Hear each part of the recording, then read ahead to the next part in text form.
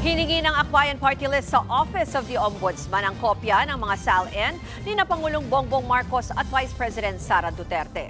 Ayon sa Akbayan, sa oras na makuha nila ang kopya ng mga dokumentadong yaman ng top official sa bansa, isa sa publiko raw nila ito para mabusisi ng taong bayan.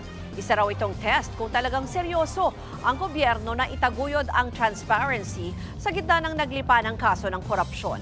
Hamon din daw ito kay Ombudsman Boying Remulla kung matutugunan ba niya ang sigaw ng mga Pilipinong panagutin ang mga korap. Hinimok din ang Akbayan ng iba pang grupo o individual na bahain ng SALN request sa mga ahensya para maramdaman daw ng mga ito ang galit ng taong bayan.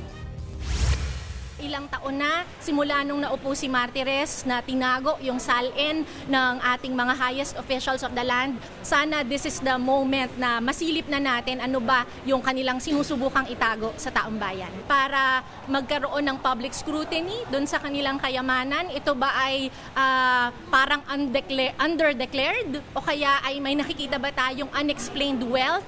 Lalo na kung kikilatisin natin yung kanilang expected income.